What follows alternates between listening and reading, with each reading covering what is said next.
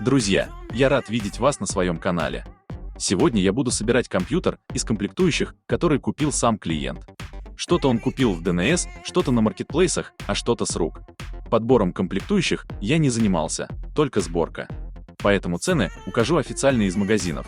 Знаю только конечную стоимость всего ПК, но ее я озвучу в конце ролика.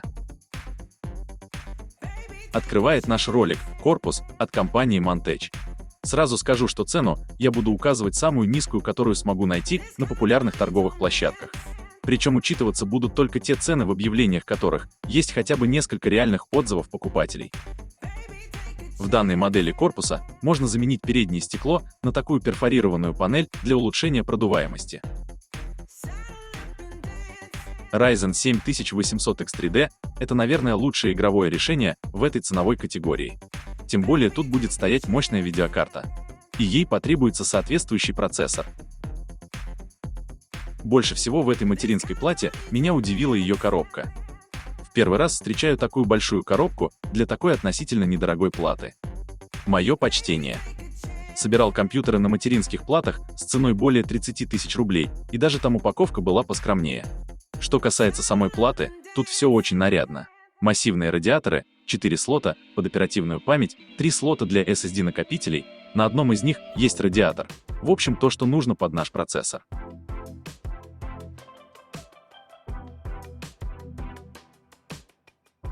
В данной системе будет 2 SSD-накопителя, каждый по 1 терабайту.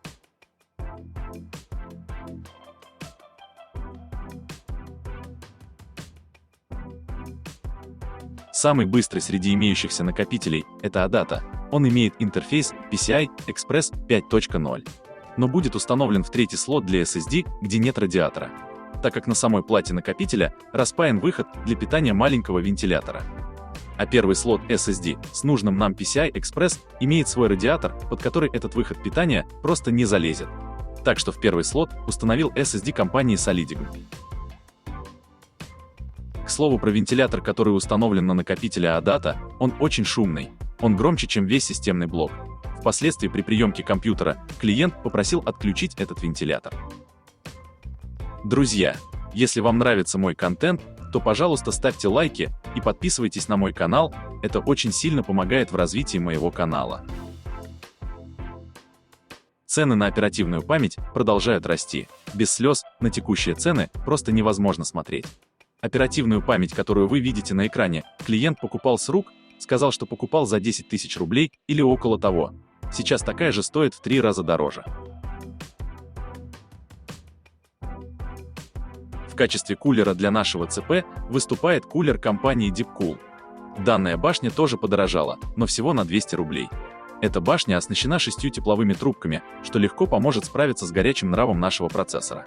Чтобы установить этот кулер на материнскую плату, потребовалось его весь разобрать. Сборка и разборка простая, но потребуется отвертка с рабочей длиной от 150 мм. Кстати, дисплей крепится на кулере при помощи магнитов, так что за него лучше не браться руками, а то рискуете уронить башню. И не спрашивайте, откуда я это знаю. Для работы цифрового индикатора температуры дисплей нужно подключить в разъем 9 пин на материнской плате и установить на компьютер соответствующее программное обеспечение, которое можно скачать на официальном сайте Deepcool. Зазор между оперативной памятью и вентилятором примерно 3-5 мм. Вентиляторы остались родные, если честно, они мне не нравятся. Белые вентиляторы в черном корпусе смотрятся не очень и выглядят дешево, даже обычные черные вентиляторы без подсветки лучше подошли бы в этот корпус. Блок для этой сборки подобран очень хороший. Это блок от компании First Player на 850 Вт модульного типа. Очень порадовала упаковка и внимание к деталям. Блок имеет сертификат 80+ Gold. Стараюсь не подключать кабели близко друг к другу, чтобы потом было проще их отключить или подключить другие провода, не доставая сам блок питания. Да и нагрева тоже будет меньше. Блок с трудом залез в корпус, уже было хотел звонить в Хьюстон. Но благо обошлось. А вот, собственно, и наша видеокарта. Это 5070 Ti от компании Polit с 16 гигами видеопамяти на борту. Клиент сказал, что купил ее за 71 тысячу рублей. Я поискал ее на Авито и нашел такую же модель за 85 тысяч рублей. Цены в ДНС и Озон еще выше, приближаются к 100 тысячам рублей. Кстати, карта очень большая и очень тяжелая, без подставки она будет провисать. Клиент проинформирован, надеюсь, он уже купил подставку под видеокарту.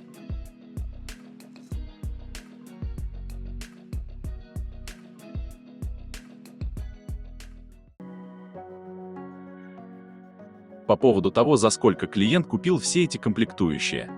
Я не знаю, в какое время и где все он это приобретал, предположительно в сентябре и октябре 2025 года. Он озвучил мне сумму в 155 тысяч рублей. В начале ноября, когда я собирал этот ПК, я также параллельно посчитал, сколько все это могло бы стоить. Моя цифра была около 170 тысяч рублей. Как видите, это очень сильно отличается от тех цифр, которые вы видели в итоговой стоимости. Разумеется, в таком повышении виновато отсутствие чипов. Оперативная память, SSD-накопители, видеокарты очень сильно поднялись в цене, что, собственно, еще даже не закончилось и, скорее всего, будет продолжаться. Многие сейчас задаются вопросом, стоит ли в данный момент собирать ПК. Отвечу так. И да, и нет. Стоит, потому что цены точно не упадут, а скорее даже вырастут в ближайшие полгода. Если вам срочно нужен ПК, то собирайте, и причем быстро. А почему не стоит? Да потому что тут, как во времена майнинга, цены просто стали неадекватными. Снова барыги начали скупать комплектующие и продавать с большой наценкой. И все это под конец года, когда цены сами по себе растут на все товары. В общем, друзья мои, мы снова живем в эпоху дефицита. Сначала видеокарты по цене подержанного автомобиля, потом жесткие диски по цене крыла от Боинга, теперь оперативная память и SSD-накопители, которые смело можно покупать в ипотеку. Нужно было не биткоин покупать, а оперативкой затариваться. Ладно, это все шутки. А что вы считаете по поводу этой ситуации с нехваткой чипов? Поделитесь своим мнением в комментариях. И пока вы не ушли, поставьте лайк под видео. Спасибо, что смотрите до конца. На сегодня у меня все. Не прощаюсь, друзья, скоро увидимся.